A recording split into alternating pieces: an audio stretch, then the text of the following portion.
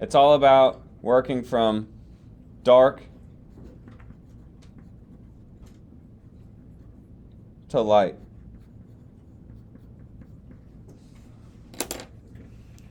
So I pick up my darkest pencil, that's going to be the 4B. And I start layering up the darkest section, which to me looks like this shadow right here.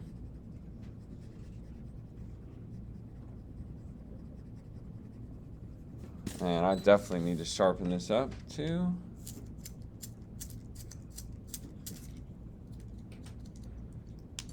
So that's all we're doing here towards the end of class. We're just going to practice going in on the sphere, working from dark to light.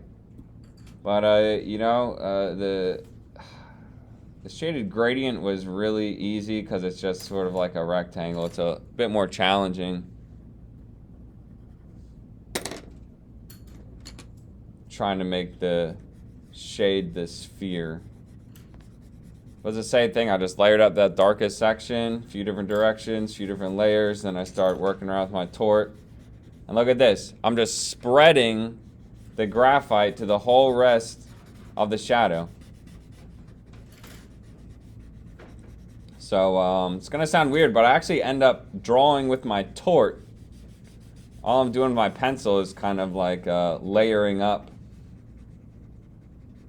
the dark areas, but as far as like the drawing goes, I'm spreading around with my tort.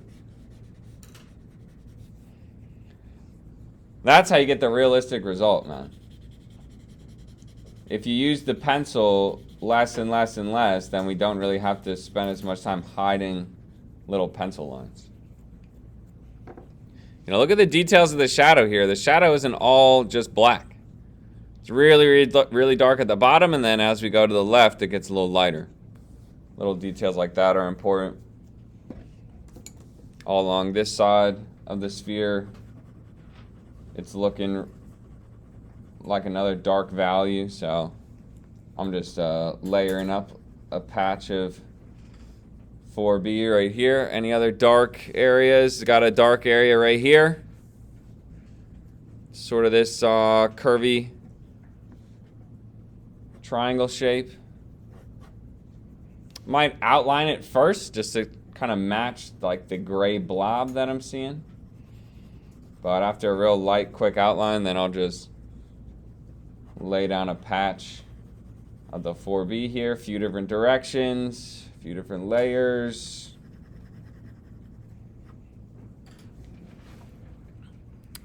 And at this point, I'm done with my pencils. I'm going to shade the whole rest of the thing just by spreading stuff around with the tort. Little circles in the dark areas, and then start working around the sphere.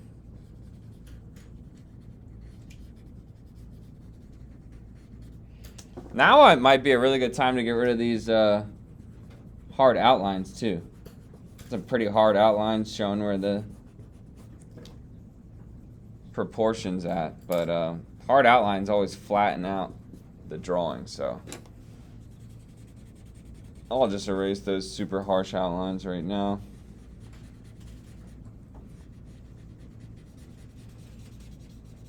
And we're kind of just doing this dance. A little bit of tort, a little bit of eraser. So, you know, once you just really study the reference, figure out where the darkest areas of the 4B go, then all the drawing is done with the tort and the kneaded eraser. And that's how we avoid ever seeing any pencil lines anywhere. And then this highlight over here on the right side, just letting that be the white of the paper.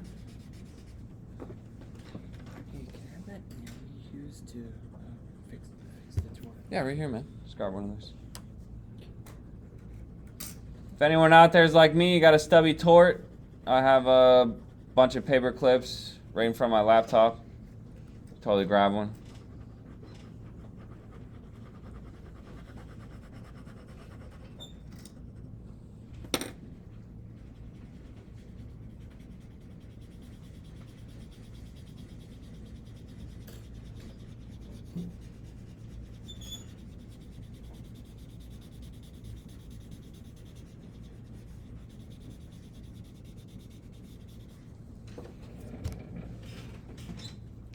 So, you know, I'll probably keep working on this for another 5-10 minutes, but already I'm getting a pretty realistic result. And then as I work around with the tort, my darkest areas, they get a little lighter, so I'm just constantly revisiting the darkest values with my 4B.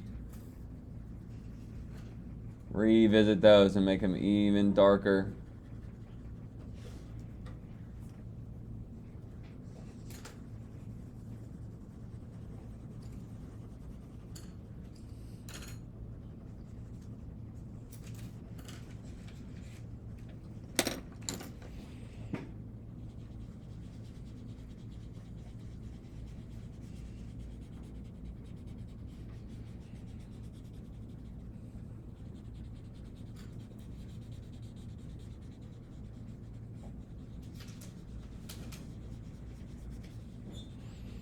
Then after I work around with those small little circles everywhere, I will start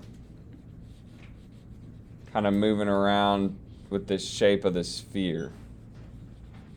Whatever the curve of the sphere is doing, kind of mimic that with the tort.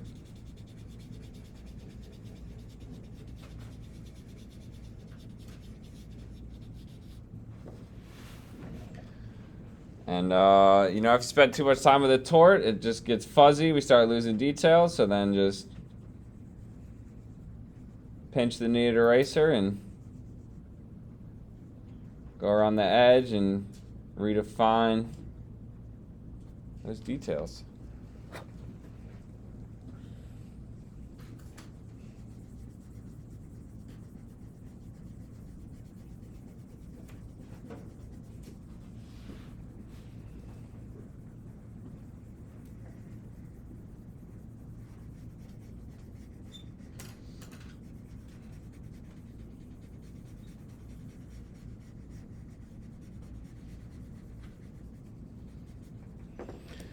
General rule of thumb is we need 6 to 8 values to make the drawing pop off the paper. So let's write down that note. Right underneath the line here, we can write down 6 to 8 values equals 3D result, or you know, that 3D effect. So one value is the white of the paper, another value is this light gray. Next to the white of the paper, we got another mid-tone value down here towards the bottom, a couple dark values on the left side, and then we got a couple more values in the shadow. So at this point I'm around 6 values, and I can keep working on it, but I'm pretty much done for now.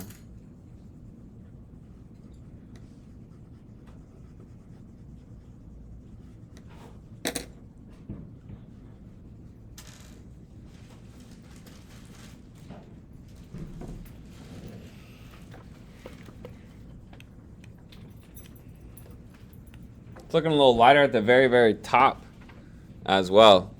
That's why it's so nice having my reference on my computer screen, so I can like zoom in, try and capture every single tiny little detail.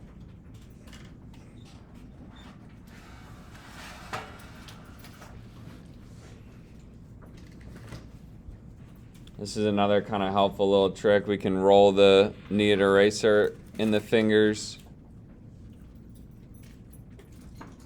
and then tap around that bright white highlight to help kind of fade that out a little more.